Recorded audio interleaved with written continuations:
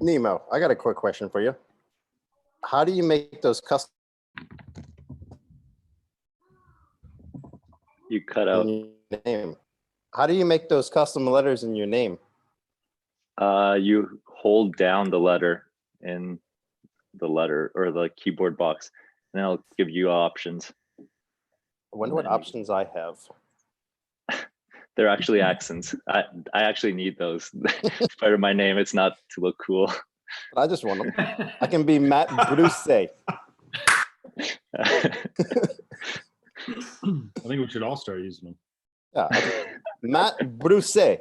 And I can make people call me that. Yeah, I guess so. Yeah, that works. Now we all know Brute's internal sense of humor.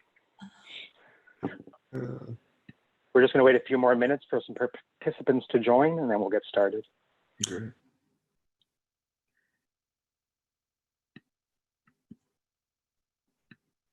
$43 people already in. That's pretty good. Rob, did you want me to unmute or mute? Just mute yourself, Trav. Okay. Matt Bruce. Yeah, you can be Lauren. Like, does Ralph Lauren have an accent for Lauren? Dude, Ralph Lauren is Jewish. It's not even his real name. I am not Jewish. That's But the thing. Matt, Does maybe you just Lauren have an accent on it? Because you you need would a think it stage would. name, Matt. That's really what you need. Ralph Lauren's last name on my is team. it's He Ralph knows- Bullshits. Cool. Welcome, everybody. We're going to get started while people continue to join. Welcome to our first live Q&A with our Brute Strength team, as well as Brent. Welcome, Brent. We're just going to do a quick introduction. Coaches, when we introduce you or when I introduce you, please just wave your hand and say hello. First of all, we'll start with Matt Bruce, head of Olympic weightlifting. Adrian Conway, head coach of Games Prep Compete and Masters athlete. Nick Fowler, director of strength and conditioning. Dr. Sean, director of injury management. Derek Schultz, Brute Gymnastics coach. Nemo, head coach of Sink or Swim. And Lauren, mental performance coach. And of course, Brent Fikowski, our CrossFit Games athletes. Perfect. For everybody that has joined, please feel free to add your Q&As into the chat on the bottom, and we will start asking questions.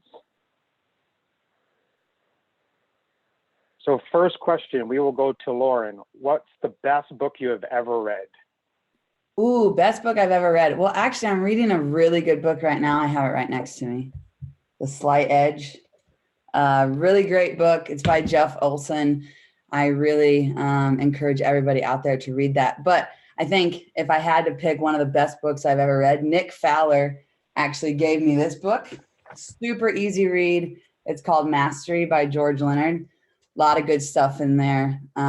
So yeah, that's where I would start. I would start with Mastery or The Slight Edge. Perfect. Thank you very much. Yeah, good question. Adrian, we have a question. How do you keep from losing your strength gains during the current situation? Ooh, that's a good one. It could go a lot of directions, so I'll try to be pretty concise. You know, when it comes to clearly resources, most of us are limited. So depending on your specific situation, one thing that I would encourage you to consider is the value in plyometric training. So a lot of people underutilize explosive type training, and that could be upper body or lower body, but that really means just jumping around. So there are many different forms, but one of the big things that we understand is that we can hold on to raw strength gains for weeks at a time, potentially even a little bit longer than that. And same with like long, slow cardio respiratory type gains. However, that energy system that's in between, like the one that involves skill and explosive power, and specifically it caters to our central nervous system, that can go away very quickly. So when it comes to developing strength and maintaining strength through those aspects, think about jumping, squat jumps, tuck jumps, lunge jumps, and not just doing so to jump, but to do so explosively. So every repetition should almost be maximal effort.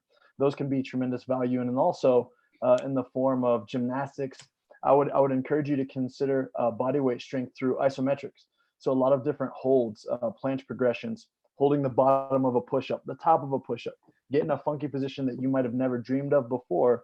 And the goal would be to think about holding that position isometrically for a specific amount of time and potentially building out progressions through that during this time of quarantine. Perfect. Thank you, Adrian. For Brent, we have a question. Do you tend to self-regulate on your own training, or do you stick to the program as written? Oh, it's kind of a loaded question that could have a really long answer.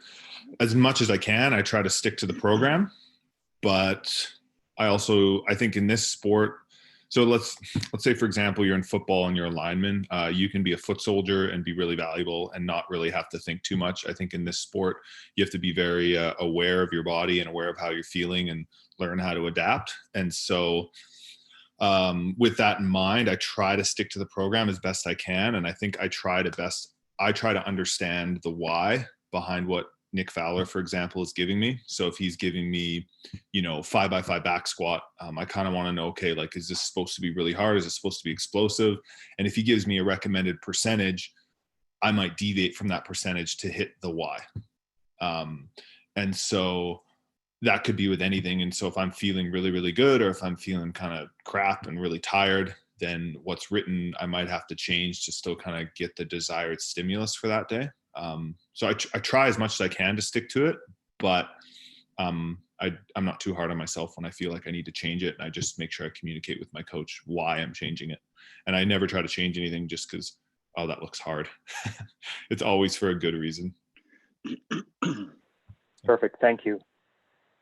Nick Fowler, I have one question for you. What can help athletes stay on track for competition during this pandemic when they have limited equipment, a toddler, limited funding, and limited access to quality food?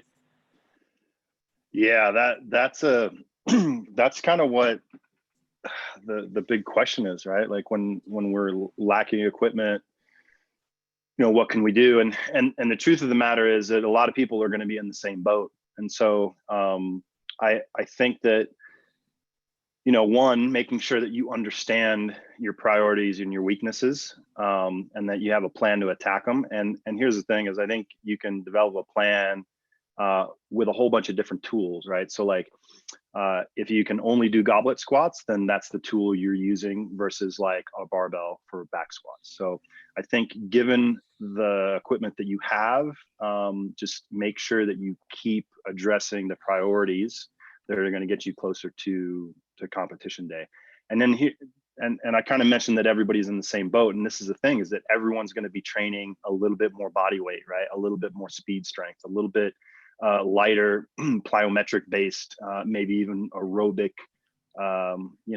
style training in the months to come. And so these are the athletes that are going to show up on the floor. So just because you don't have a barbell, just because you don't have the equipment, don't let that get in your head saying, oh, I'm going to be behind everybody else because everybody's in the same boat. As far as the toddler and kids and budgets and things like that, it's a resource. And unfortunately, I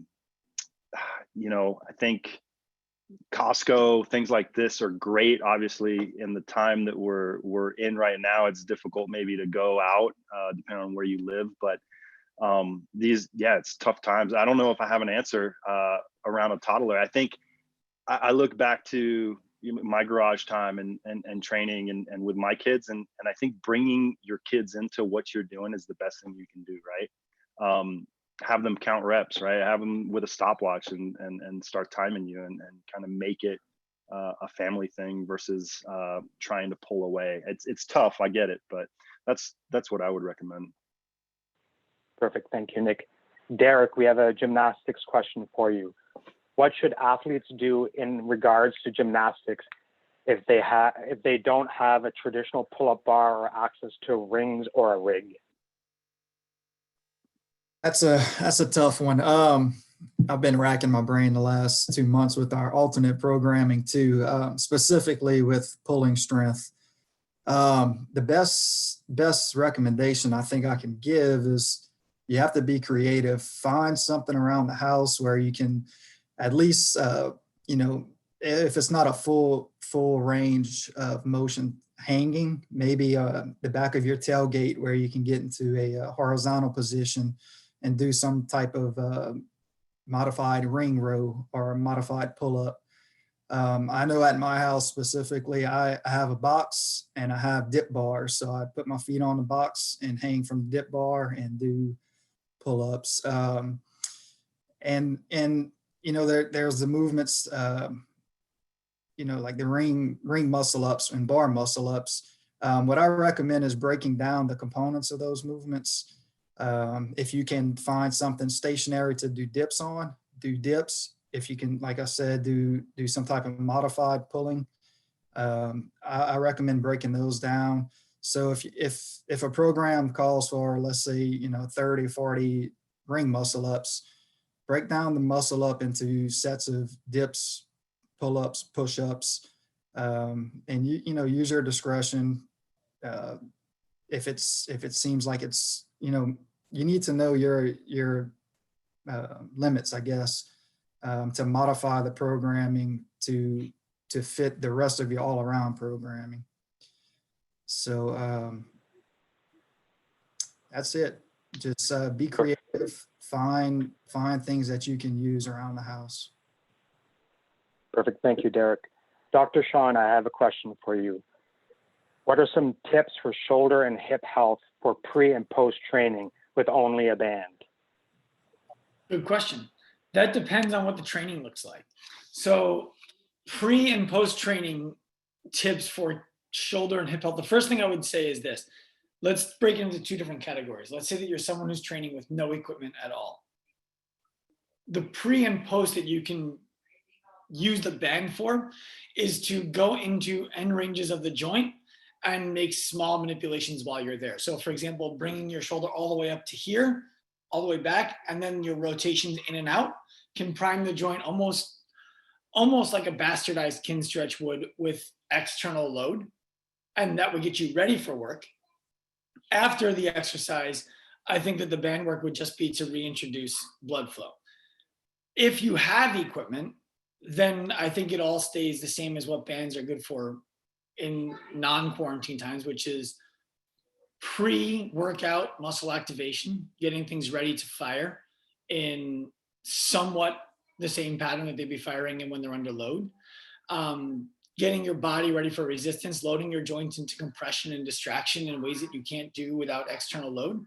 The one thing I want to keep everybody acutely aware of is that something that's very different about bands than actual weight is that bands are going to be heaviest in end range, where weight is going to be essentially most stable in end range. What I mean by that is if you're starting to press a band, it is the lightest here and the heaviest here. Where if you're pressing a dumbbell, it's the heaviest here and the lightest here. People can typically hold the dumbbell up overhead longer than they can over here. So I guess that's the best answer I can provide with bands. Frankly, they wouldn't be the thing that I would use to improve hip and shoulder health before and after workouts. Perfect. Thank you. You're welcome. Matt Bruce, I have a question for you. As a coach, when your athlete feels like they know more than you do or refuse to listen, how do you manage that? I think, yeah, like we keep saying, that's a pretty loaded question. So that goes down ultimately to the relationship that you have with that athlete. That has to begin at the very forefront. And if these athletes are having these doubts, then you didn't build the trust from the beginning. This is something that has to be nurtured within the athlete over time. So therefore, there is no quick answer. the answer is to sit down with that athlete and find out what's the root problem of them not having that trust or wanting to, do something different. And have open and honest conversations with those athletes instead of just acting as a coach, acting like you know it all and you have the easy fix. And just you have to go to the root of the problem, find out why there is this distrust, and solve it from there. But hopefully, a good coach would be able to nip that in the butt from the beginning of their training. Perfect. Thank you very much. Question for Coach Adrian. Except for the additional COVID section in our programming in the app, did the main programming for games prep, has it changed or been adjusted? A direct answer to that is really no. We've done our very best to continue on our traditional schedule. Of course, the big thing that we've got to consider when it comes to preparation is the changes in sanctionals. But from a general perspective, we've been able to hold on to the consistency of the program. And the reason is because a lot of our athletes were competing at different times anyways. We had athletes that would step off of the live program and into sanctionals prep periodically throughout the year. So we're able to maintain a consistent schedule in the live group via compete, games prep, and masters. And then of course, all the one-on-one athletes have their own coaches that are able to dictate exactly what they need to be focused on and when. So that created a bit of, I'm sure, an adaptation and a quick adjustment period for a lot of those individual coaches. But for the most part, our program has remained the same. And then of course, we've tried to add in the extras that provide value for people that are trapped at home with very little to no equipment. Perfect. Thank you very much. Brent, sorry, we just read that one. Give me 1 second. Brent, what was your favorite and least favorite event of the games last year? Last year? Well, I didn't do too many. So there were 6. I enjoyed doing the sled push bar muscle up workout. That was probably the event I enjoyed the most. You know, obviously afterwards there was the whole like, oh, was my sled the same as everyone else's and blah, blah, blah. But the actual in workout experience, I had a really good experience in that one. Least, let me think. I don't really know. I mean, the other ones were all kind of the same. Like none of them were really unenjoyable, but none of them stick out as being like a bad experience, so to speak. I mean, leaving the floor on Mary, knowing I probably got cut wasn't a great feeling, but I wasn't like super bummed about it. And then obviously like falling on my face on the handstand walk wasn't ideal. But at the same time, it was just that, yeah. So I suppose probably that took a little bit of time to kind of like, you know, pull my head out and just, you know, refocus. So I'd say, I guess maybe that, but the event itself, that was a fun event. So yeah, I don't know. Yeah, that's probably maybe not the answer they wanted, but yeah, that's the answer they got. Perfect. Thank you. Yeah. Coach Nemo, I started swimming. I'm not good at it, but I feel like the biggest issue for me is the breathing pattern. I tend to get out of the rhythm very quickly. How can I work on that? Okay, so there's 2 parts to that question.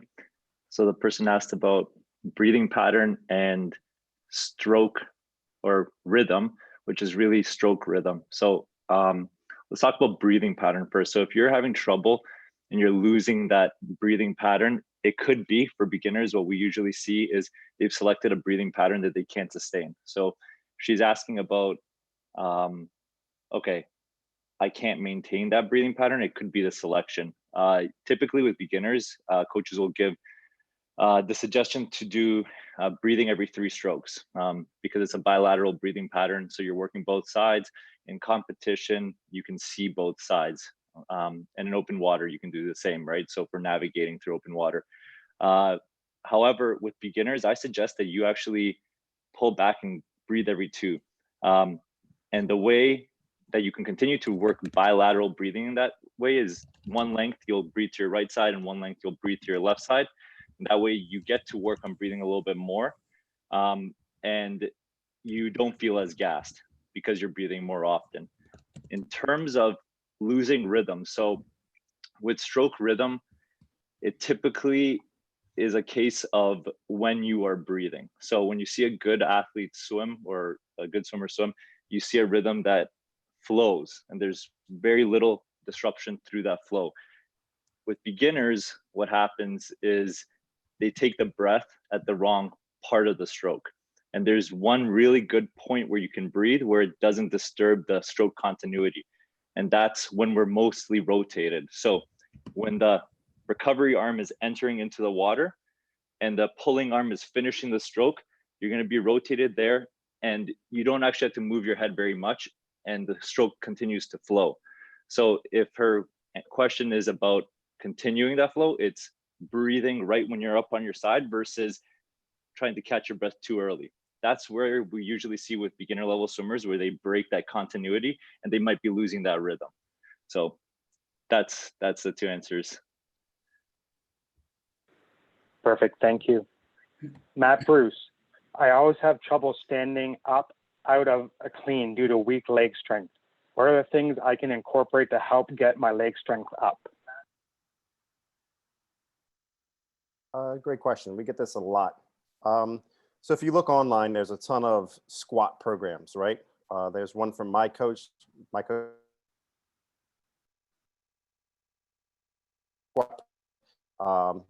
Yeah, they're very numerous. So, but the question becomes, which one of these programs are the best? And then how do you even incorporate this into your actual training? My biggest suggestion would be you always hear the term squat every day, but that doesn't necessarily mean you have to do a front squat or a back squat every day. Because if you got to think, if you're doing front squats one day a week, back squats one day a week, but if you're doing heavy cleans another day, or possibly heavy step ups, or even other leg movements that you don't even consider a squat, these are still squatting exercises that could be pretty heavy loaded. You know, a heavy squat clean could possibly be, 80% of your best front squat, right? So you're still getting work there. So my biggest suggestion would be to quote unquote squat every day, but be careful with what that term squatting every day means, right? Squatting every day does not necessarily mean front heavy clean, step ups, Bulgarian split squats. There's many different options for these squats, and be careful with how you load them so that the percentages are always undulating in fashion so that you're giving your body time to rest in between the different types of exercises. Perfect, thank you very much. Lauren, with so much uncertainty regarding the future during this pandemic, what are the strategies to live in the moment instead of continuously planning for the future? Yeah, great question. I think this is something, at least with a lot of my clients and athletes and friends and family members, I think a lot of us are going through this current situation right now, right? Like, when is the end date and how long is it going to be like this? And I think that we really just have to, one big thing that I recommend, and I'm doing myself, right, is I'm reframing the situation. So, and reframing basically is changing your perspective, changing your, how you're thinking of the COVID-19 pandemic, right? So instead of really thinking about it as, for example, when is this going to be over and why is everything taken away from me and when will I get my gym back? Really try to reframe it and think of it as an opportunity. Okay, so I have an opportunity. I know Matt Bruce said this on a phone call last week. I have an opportunity to walk with my wife and, get outside more with my family. I have an opportunity to, be with my family more and get back into reading or get back into stretching and whatnot. So, and in regards to being actually present, I would start with focusing on building the skill of what it means for you to reframe thoughts in your head and how you see your day. I know for me, that really helps me when I wake up in the morning, instead of saying, for example, well, I can't do my training because my equipment's been taken away from me. Now it's, hey, I get to be creative with how I can do my best to fill my training up, to, do all the things that I actually can do. So that's one thing, right? Focus on reframing. And another thing that a lot of my clients have been finding success with is, one thing to help them be really present in the moment is to focus on filling your day with small little ounces of joy. So there's a big misunderstanding between what joy is versus what happiness is. And all of us want to be happy, right? None of us want to be sad. None of us want to be angry. None of us want to have anxiety or feel depressed or whatever it might be. But when you feel joy, right, it's something that physiologically changes your body. You smile, you laugh, you jump up and down, things happen. And there's no doubt in your mind that you're actually full of joy. So for every individual person, joy is going to come. There's going to be different triggers. Some people, it might be a cute little YouTube video of a dog, for example. Like, who doesn't like to see that, right? Other people, one of my clients mentioned the other day that buying a fresh bouquet of flowers and fresh herbs to cook with actually increased the joy that she felt throughout her day. She was able to go into her training sessions happier, knowing that there was just a small little bouquet of flowers in her kitchen that she saw before she went outside. So in regards to being present, I think each of us are a little bit different in how we are going to go about that. But I would focus on reframing, changing your perspective, right, of what the pandemic is actually providing you, the opportunities actually is giving you instead of taking away. And then identify your personal triggers so you can fill your day up with more snippets of joy. So that's where I would start. Perfect. Thank you. Mm-hmm. Nick Fowler, I have a pretty sweet home gym set up, so working out and continuing as good as always. However, due to being isolated, I have decreased my calories, but have actually been gaining weight. According to my scale, the gain isn't muscle. Any ideas of what is going on, and is there a way to rectify this, or is there a way how to rectify this? Man, there's so many things here. The first thing that I think of automatically is your scale accurate? Like, has something changed? Either the time of day that you're weighing yourself, something like that. I mean, this is paired. You're asking a training question, but it might be a little bit deeper. It might be a nutrition question. It might be a lifestyle question. I honestly, like, let's assume, and there's a lot of assumptions here, but let's assume that that everything is accurate, and it could just be the increase in stress. That's another thing that, in my experience, like talking with so many people during these times, that even though training might not have changed, our physiological state is impacted by the stresses in our life, right? And so that could be having a direct effect on, the increased body weight and what you're experiencing. Honestly, I would suggest reaching out to us and then trying to find 20, 30 minutes where we can really dissect the situation. We have coaches that'd be happy to get on a 30-minute call and kind of talk about this in depth. And I think that's what this really needs. But my gut says there's probably some stress, underlying stuff that's, just creating the physical change in there. But like I said, contact, reach out, and definitely sit down and kind of dissect what's going on, come up with some solutions, things like that. I wish I had a better answer. But I think the biggest thing that I've noticed during this time is that, we are not giving enough credit to the impact on our psyche, emotional state that this situation is happening, right? And so I think even though maybe training hasn't changed, our ability to recover has been really, really impacted. And so that's just something to kind of look at. Maybe I recommend like a journal every day, just keeping track of what's going on, to give you that kind of objective perspective, if that makes sense, because it's hard when you're all wrapped up into it to have that perspective. So having an outside perspective, someone to kind of help you figure out what's going on, might be the best thing. Perfect. Thank you. Dr. Sean, my left side seems to always be getting injured. Chiro massage helped 2 days at most, but my left knee, shoulder, wrist, literally everything on my left side starts to hurt again. Any ideas? Yeah, so it's been really quiet over here until this question came up, and now I got a dog who's drinking her bowl of water right next to me. So I hope that's not interrupting the sound. But I saw this question pop up, and my answer is similar to Nick's, in that it would be irresponsible for me to give you a specific answer as to what is causing that. without further investigation, without assessment, without conversation. What I would tell you, Mark, is the first thing to consider is the two things that you described as being what you're trying to use to get yourself out of pain are passive.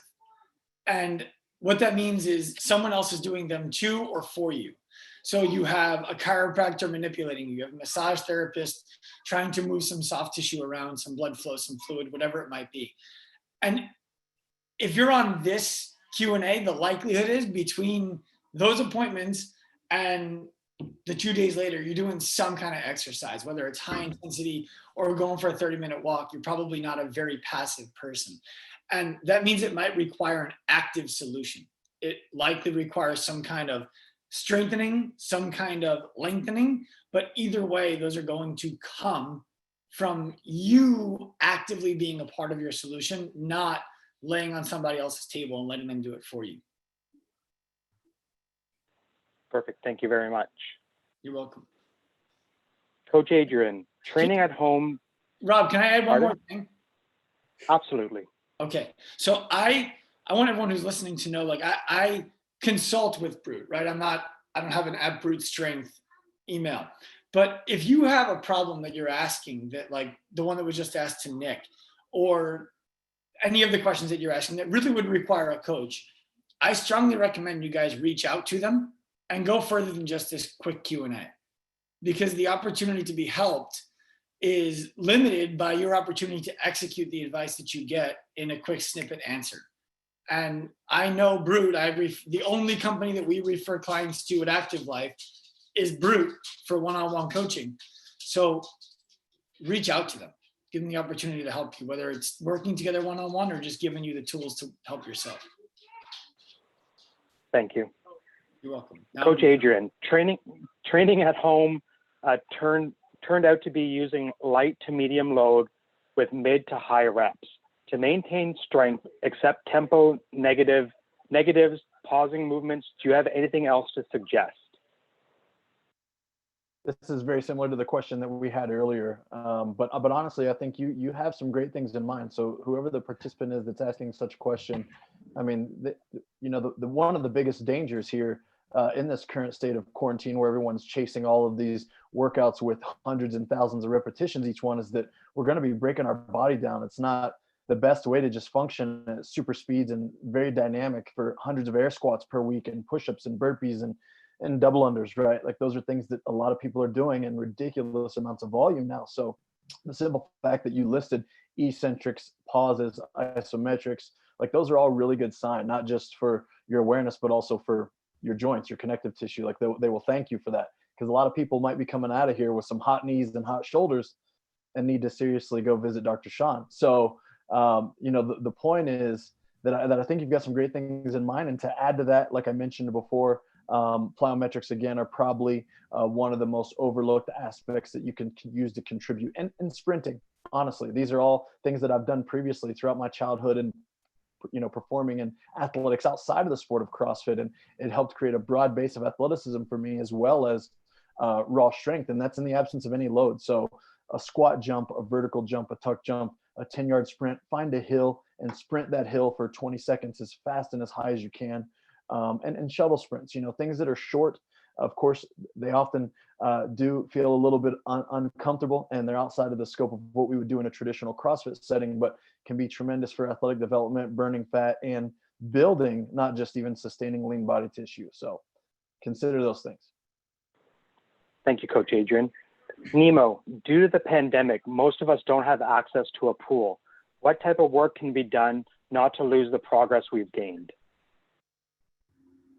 All right. So yeah, this question comes up a lot because pretty much everyone has no pool access now. And unless you have a endless pool in your backyard or a pool that's at a good distance, you're doing all your stuff indoors. So what I suggest is continue to improve your GPP at this time. Try not to replicate swimming on land. You can do specific exercises for swimming. So pull-ups and stuff like that. If you have a pull-up bar, push-ups, all these things will help once you get back into the pool. But in terms of trying to replicate swimming on land, it's a bad idea. Hydrodynamics is a complex thing. So again, this is the time to work on your GPP. If you had any swimming prior to this, yeah, when you come back into the pool, you'll be a little bit rusty, but that's more of a water feel thing. So your best bet is to be as fit as possible. And again, the best thing to do right now is do CrossFit. Find a good coach that knows your profile. I think swimming sometimes gets put into this category of like, you only need to do aerobic work. No, work strength, speed, endurance, coordination, flexibility. And if you have a good coach that can tell you where your weaknesses are, they'll substitute the right thing in this time on land so that when you get back into the pool, you're as fit as possible. Perfect. Thank you very much. Nick Fowler, I know you and I have talked about this. So a question from somebody, what do you think of the Wim Hof breathing technique? Do you think it could be helpful to any part of the training or recovery? Yeah, honestly, I think it depends on who you are, right? So I love Wim Hof. I think that Wim Hof is fantastic. I think so there's kind of a craze going on in terms of like nose only breathing training and things like that, which kind of ties in a little bit to Wim Hof. And with like nose only breathing, I would just be a little cautious because it can shut down the CO2 drive. And not to go too in depth, but long story short, your CO2 drive is what kind of pings you to breathe.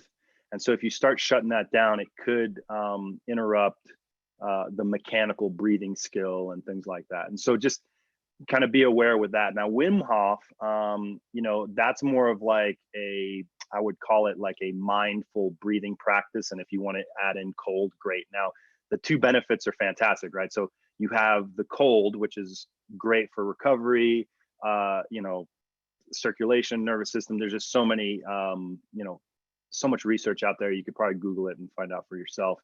Something that you guys, especially with more time on your hands, being at home, where you're not looking at that 20-minute drive to the gym, spend 20 minutes, either contrast showers, which is my favorite, or, a cold bath, something like that. In terms of Wim Hof stuff, I think it's great. I think it's one of the biggest advantages to Wim Hof that I find isn't actually physiological, right? So people are so, I think, naturally we're very focused on like what's going to get me fitter, faster, and stronger. And I think a big component that we miss is one of the biggest influences to get you fitter, faster, and stronger is your ability to recover. So anything that you can do to get you present, right, and just breathing in the moment that stimulates a little bit of a parasympathetic state is going to be a good thing. And I think that's where Wim Hof really comes in. So if you're not familiar with Wim Hof, Google it, give it a shot. You can add it to your routine. I think routine right now is king. So yeah. Perfect. Thank you. Brent, if you feel unmotivated to train, how do you differentiate, whether that is because you are tired or your body needs to rest? Is it because you're just being lazy, or do you need to suck it up and train? That's a good question. And, like a good question has not an easy answer. Usually what I do is I guess here's the easy answer is I go to the gym still, I warm up, and I get started on the first piece. I usually try and complete that first piece. And if by the end of that first piece, I still really don't want to be there, then usually I call it quits. So that's usually my litmus test. So if I'm kind of like, I don't want to go, I'm like, Brent, go warm up, start training. And usually like 9 times out of 10, once you start training, you get through that first piece, you're like, oh, I feel better like this. I'm glad I'm here. Then I get going. But if by that first piece or that second piece, I'm still like, man, I don't want to be here, I'm feeling really distracted and, emotional and blah, blah, blah, then it's like, you need to call it quits. You need to take the session off, and it's a good decision to take it off because you need a break. So that's probably, I think, an actionable answer. And that's usually what I recommend for people. So, yeah. Perfect. Thank you. Matt Bruce, what one exercise CrossFit athletes are not incorporating enough into their programming? Okay, so I'm going to take this from a Olympic weightlifting standpoint, since that's what I coach. So a lot of times, especially with Olympic weightlifters, we see Olympic weightlifters, all the beauty of their snatches and cleans and jerks. This is what they post onto Instagram, and everybody gets excited to see. But what most people do not see in their training is the amount of that. So to be more specific, snatch grip and clean grip pulls, and doing these pulls from different positions, especially from positions that they're possibly weak in. When I say that, maybe they're weak when they pass the knee, or struggle with the scooping of the pull, which is from the knee to the hip. For every snatch or clean I've ever done in my life, I've done at least that many reps in pulls above 85% of my max. So most people ask me, how can I get better at snatches or cleans? And the first question I always ask them is, how often are they pulling? And majority of those people say, oh, I don't do any pulls at all. So that would be my first step, is if you can pull correctly at 100, 105%, 110% of your max snatch or max clean, you can control that movement so much easier than, say, in an actual snatch or a clean. And then therefore you're building with good technique and strength, so that when it comes time to snatch or clean, your body takes over and knows exactly what to do without thinking. And that only comes through repetition and good repetitions.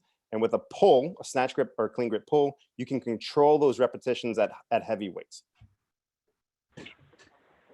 Perfect. Thank you. Coach Adrian, I am new to the program. What is the goal of the Brutal Friday workouts when you're programming them? Is it to overload one specific area or exercise, grip, chest, double unders? I notice it's not usually strength specific or barbell cycling, but some rather odd pairing. What is the overall goal when you're programming these? Also, why is there not more barbell cycling programming throughout the program? Great question. So first of all, the purpose of Brutal Fridays is to primarily test and retest. So we use it as an aspect to create community. It's one of those pieces where we look at our programming as community oriented and group based, but it's also very individually constructed, which means there's segments throughout the week where you get an opportunity to choose your own. It's like an a la carte style of training, where if you are weak in the snatch or weak in the clean or weak in the ring muscle up or weak in the bar muscle up, you might be diverging your training to a different path than much of the rest of the group.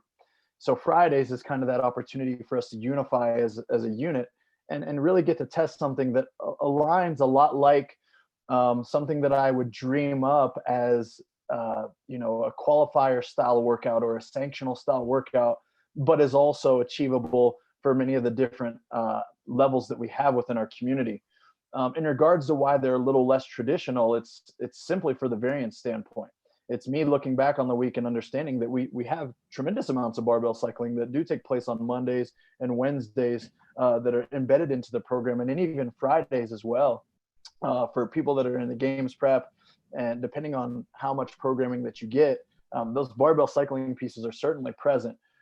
So it's really about taking what we don't focus on too much already and allowing that to be a really high intensity piece throughout the week that people can essentially see from that Monday on and prepare for mentally and say, okay, I'm going to really make sure that I'm recovered for this. I'm going to maybe cater my swimming session on Thursday or cater my gymnastics practice on Thursday so that I can actually hit this piece and challenge myself a lot like they would for an open or a qualifier type opportunity. Perfect. Thank you, Adrian. Question for Dr. Sean. Any hints or suggestion for self-treatment for golfer's elbow? The pain and discomfort definitely hampers lifting. I'm hoping to find a way to treat it while continuing to work out.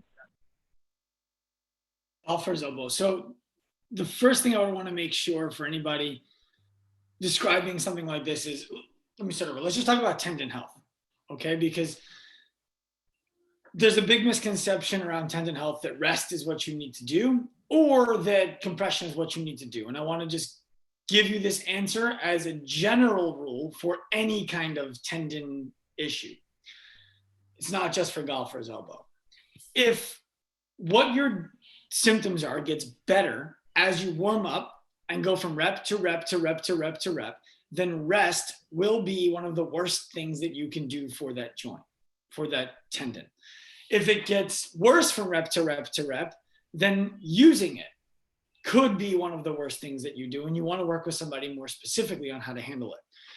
The best thing in general for tendon health is time under tension, absent compression.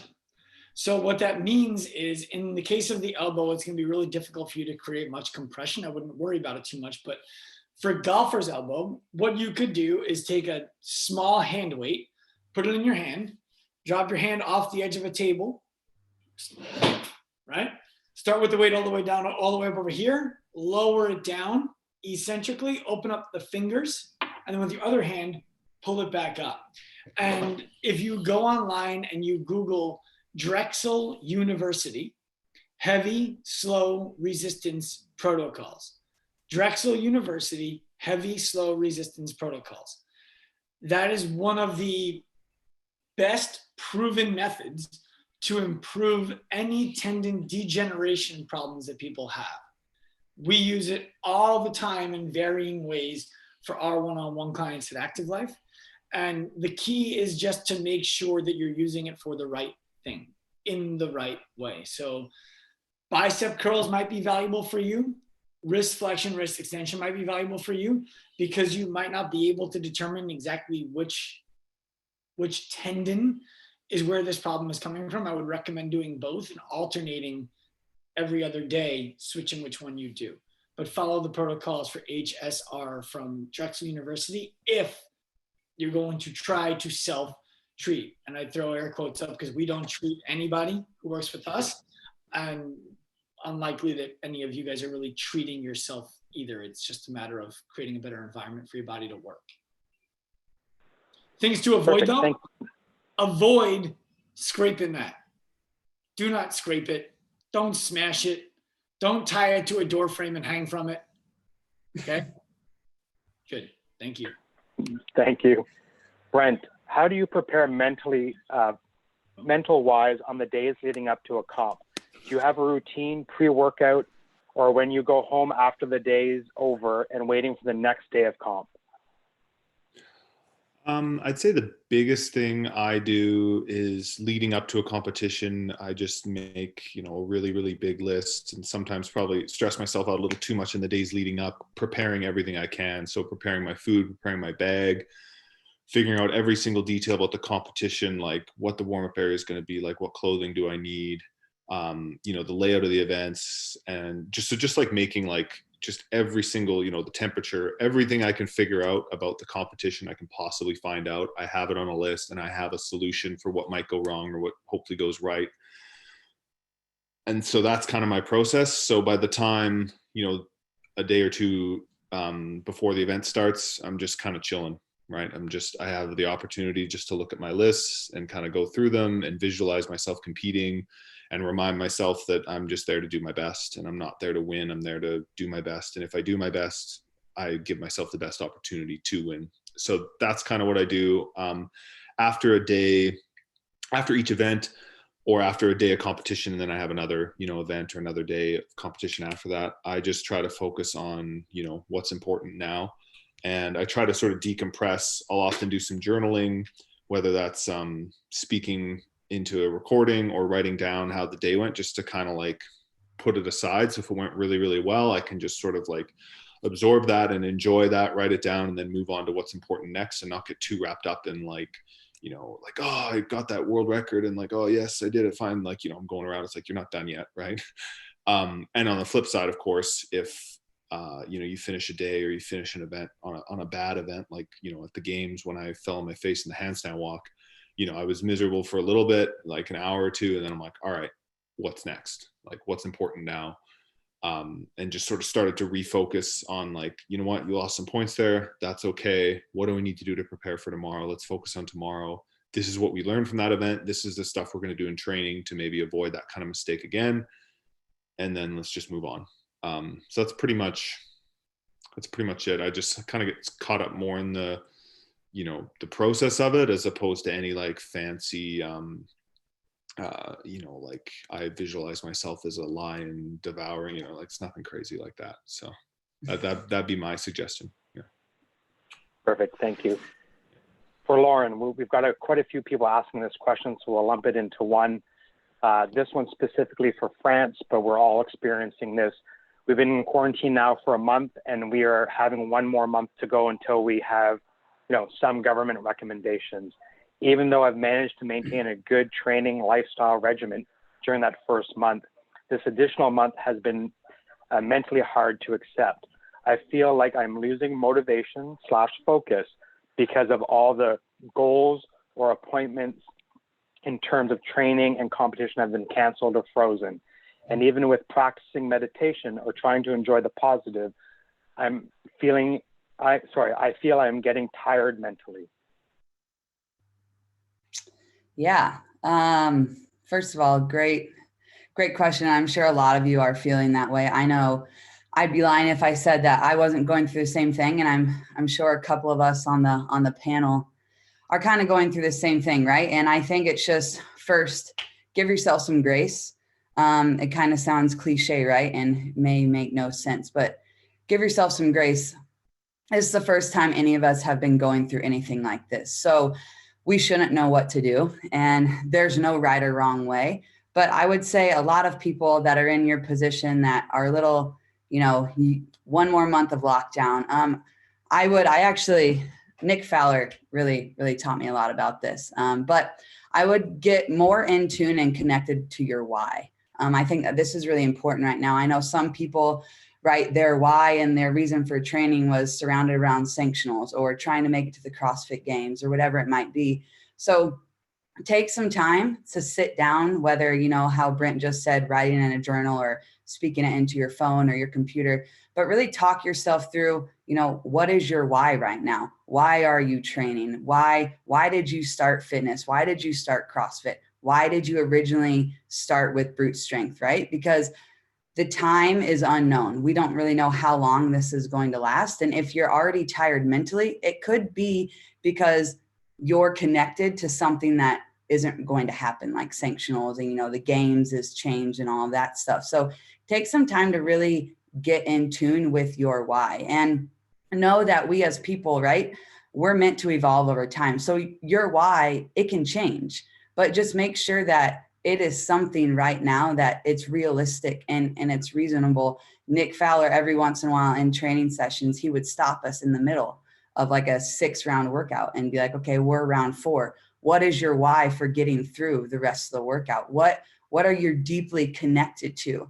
And so that would be where I would start. And I know sometimes it's very difficult. If you need some help on defining your why, like Dr. Sean said, right, reach out to us here. We all have the time to help you come up with that, or maybe to help you discover some things about yourself that you may not know are true. But in regards to being tired mentally, I think there's no quick fix and there's no answer that's going to be a save all answer, right? Because you know you best. And I think that that's something that you really just have to focus on, staying in your own lane. You really have to focus in, okay, if you know you're getting tired mentally, what might be the reason why you're getting so tired mentally? And so look back, you know, use the past, use these last couple of weeks as data to help propel you forward in the right direction moving forward. So if you've been continually doing a certain routine or going into your training sessions thinking of a certain way, if it's not working, be willing to change that. But I think the biggest thing that you can do right now is sit down with yourself, get connected to your why, and maybe reach out for a new goal, whether those are simple daily goals or simple weekly goals that you can physically cross off to just like build that self-confidence. So then you're not always focused on, well, shoot, I'm in this quarantine for another month or another 2 months. You're still accomplishing things. You're still feeling good about yourself and you're staying connected to your why. And I don't know if maybe Nick has something to add to that, because he's kind of he's where I got a lot of this from. So maybe you have something to add to that whole why thing that might be helpful, but that's where I personally would start. Perfect. Thanks, Lauren. Mhm. Derek, for gymnastics requires a lot of core strength. How can I use this time to strengthen my core with minimal equipment? A lot of core work can be done without equipment. Obviously, you need core strength for a lot of weightlifting, and limited equipment. Does that mean no equipment, or does that mean some dumbbells? Does it mean maybe a barbell with just a few plates? So try to be creative in what equipment you do have. I can say, like I mentioned earlier, a lot of static holds, hollow holds, plank holds, side planks. And if you're part of the programming, then you should be getting plenty of core work on the gymnastics days that require virtually no equipment. We make it a point to program stuff that you can do at home on a regular basis anyway. So even your traditional calisthenic type work, sit-ups, crunches, if you can hang from something, you can do leg lifts, strict knees to chest. Focus on foundational strength. Sometimes the basics are the best, right? So take it back to the simple movements. Think of elementary school PE where they had you do just regular push-ups, pull-ups, sit-ups. And so, yeah, just keep it basic. Perfect. Thank you. We've had a lot of questions about this one for Nick Fowler. What are your thoughts on intermittent fasting? Yeah, boy, intermittent fasting, or really any nutritional program, for lack of a better term, has to match the goals. And I think having a goal-centric approach when it comes to any nutritional choices you make is probably the most important thing. I'd say the times that you definitely want to avoid intermittent fasting is if you have any adrenal hormonal concerns at all, and that could show up as something as like trouble sleeping, relaxation. Like if you're a type A, highly tightly wound individual, then I would avoid intermittent fasting if you have performance goals. Right now, health, longevity, there's a lot of good studies out there that intermittent fasting has a lot of benefits to it. And so I think just as a blanket statement, and obviously everybody's different situations, things like that, but if you're looking for performance, you got to fuel that performance, and intermittent fasting is just not going to cut it if you're looking at that top level. For health and longevity, intermittent fasting is a good strategy, is a good tool to use. I would just say become educated in it and start with the basics. So if you're not familiar with counting macros and you're getting on some kind of, I want to say, a strict nutritional regime, and by strict meaning that you're following through with it, you're knowledgeable, you've done it for a while, that's where you want to start. So I just, if you don't have the base, I wouldn't kind of add that intermittent fasting on top of it. But that being said, like I intermittent fast, I usually wake up, cup of coffee, I work for 3 hours, and then I eat. And so, but I don't have, high end performance goals. And so you just really have to look at anytime you start restricting food in any way, you're going to start, there's just a negative outcome when it comes to performance. And so just be aware of that. Perfect. Thank you. We are out of time. For everybody that's on the call and everybody that's answered questions, we will take these questions offline and send them to the individual coaches for answers and email them out to the panelists. Before we go, I have 2 questions for each panelist. One is, what is your favorite book? And the second one is, what are you most grateful for? Because we are in this moment, because we are quarantined and this stage. So we'll start with Coach Lauren. Favorite book? Well, I kind of answered this. It was the first question if you weren't on here, but the book I'm reading right now, I'm rereading it and reading it, and it's The Slight Edge by Jeff Olson. It's a really good book. It's just talking about simple disciplines that you can implement into your life to reach massive success in whatever way you find success. And what am I most grateful for right now? I'm actually most grateful for my ability to reframe how I use my time. I think leading up to this point, we all wanted to cram everything in our day. There's not enough time in the day. And now I realize that time is so much more than just like a number on the clock. It's what you're doing, you know, with each minute and each hour that you have, in the way that I'm choosing to spend that now. So I think time for me now, it's become so much more of a positive, opportunistic thing rather than like a stressor. So that's how I would answer that. Perfect. Thank you. Nemo, What was the second question? what are you Didn't most catch that. grateful for right now? Okay, so I'll answer. The book one is a tough one. I feel like there's so many books that have impacted me in different ways, so really can't answer one. But in terms of being grateful, what I'm grateful for right now is still being able to work with most of my clients, and that we're finding ways and different ways to engage with them, and that people are willing to step up and change what they're used to continue to progress. So I'm happy for that kind of compliance in a way, and that there's still people that are striving to be better every single day. So yeah. Thank you. Brent? Hold on here. Make sure my mic's on. Yep.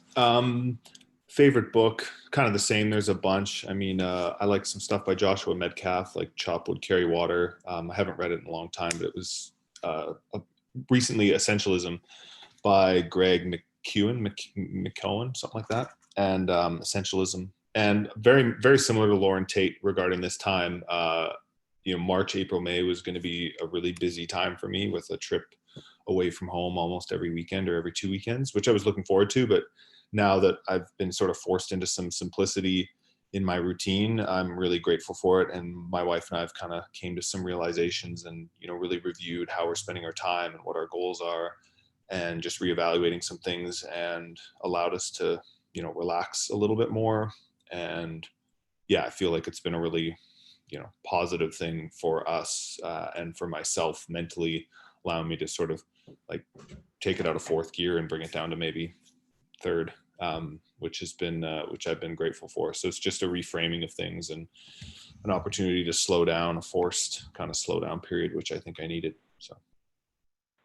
Perfect. Thank you. Yeah. Matt Bruce. So I don't read books.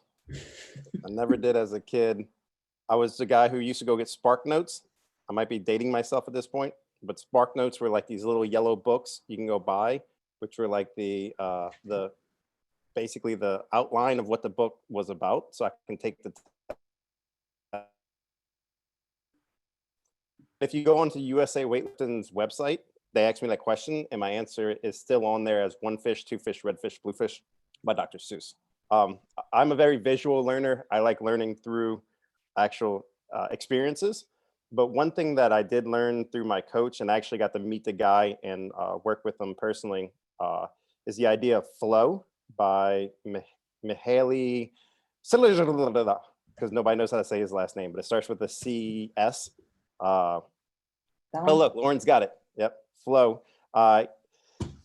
What that is essentially learning how to get in what they call in the zone or in the moment, and make that a repeatable action so that it can be used in life or in tournament, competition, whatever it may be.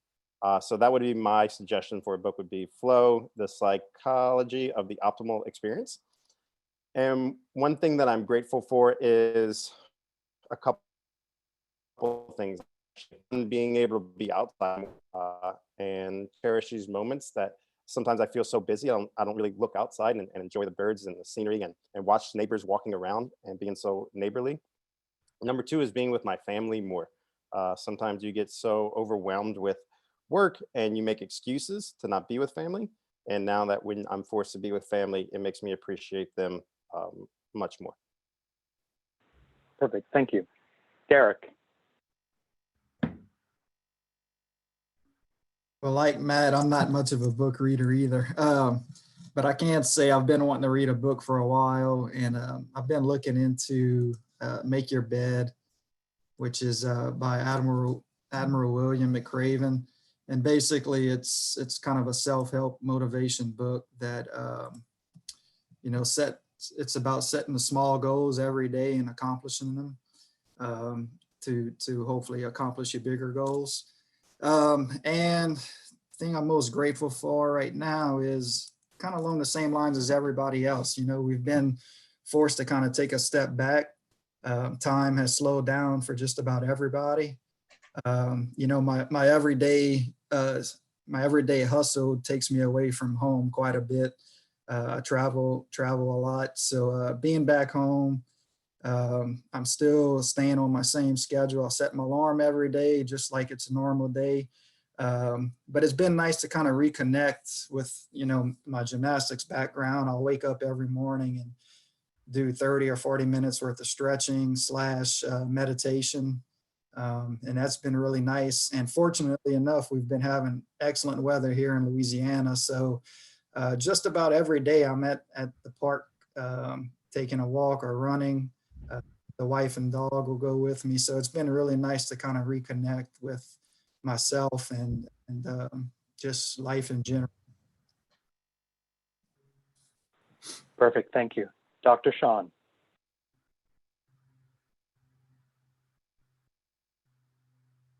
Yeah. My favorite book recently, it depends on the season of my life, but right now my favorite book is Rich Dad Poor Dad. And the reason I like Rich Dad Poor Dad so much is because it speaks to the state of ownership, like your personal responsibility as it pertains to your financial position in life. And that can really be carried out into anything else. It's kind of like Extreme Ownership by Jocko Willink with a specific field attached to it. So that's my favorite book. So one I've been sending to a bunch of people.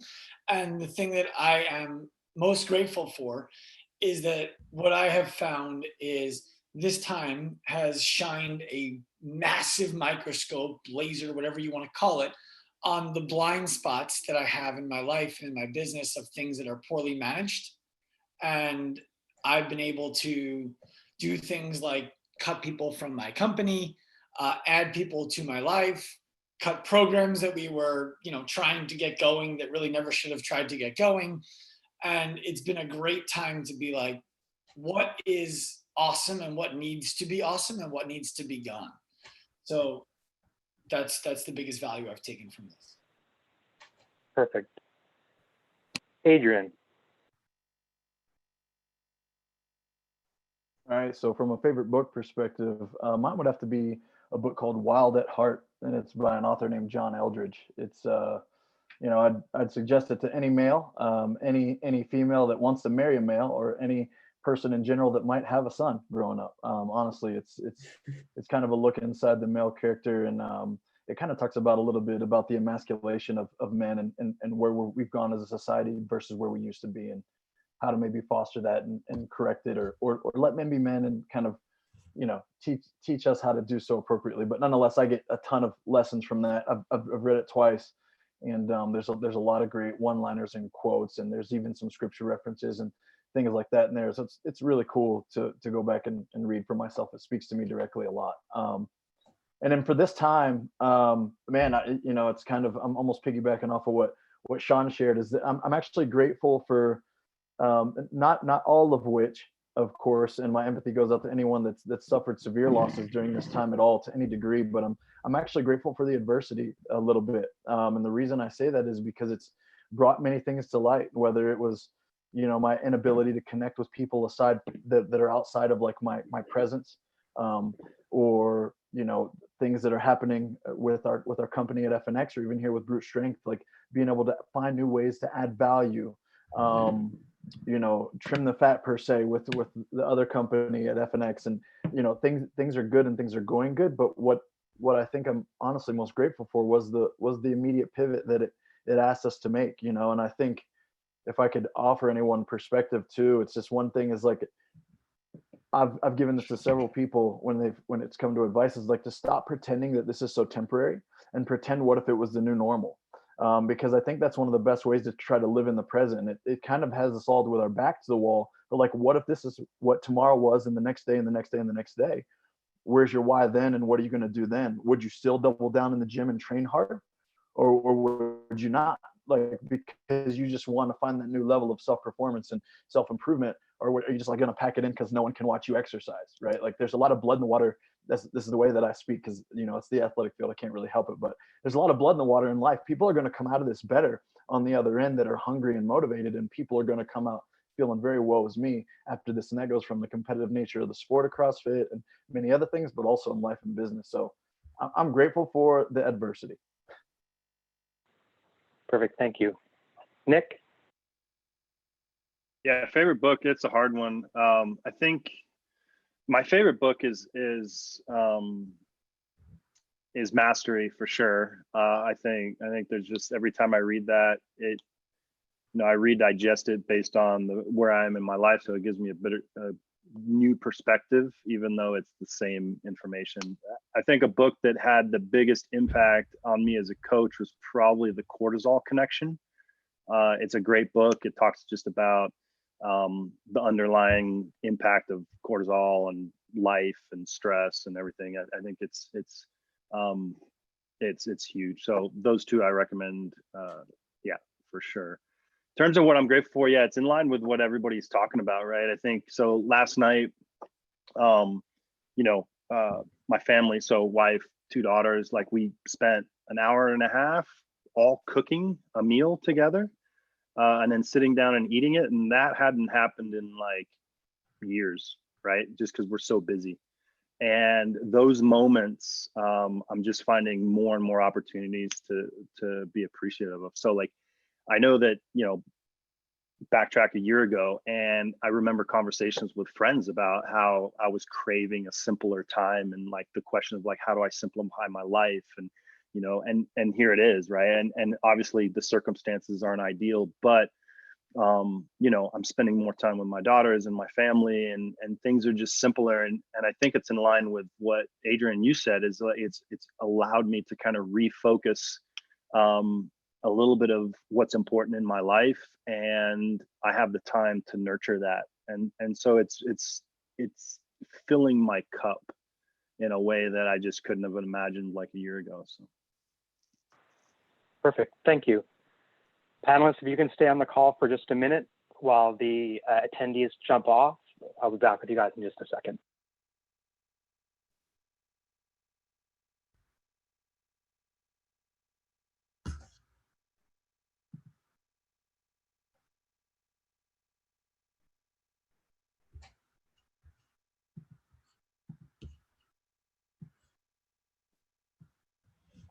Derek, I wonder if it's a Cajun thing.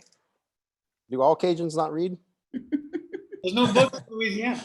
That's true. There's no It probably stems from our awesome education system. You know, that's probably an excellent point.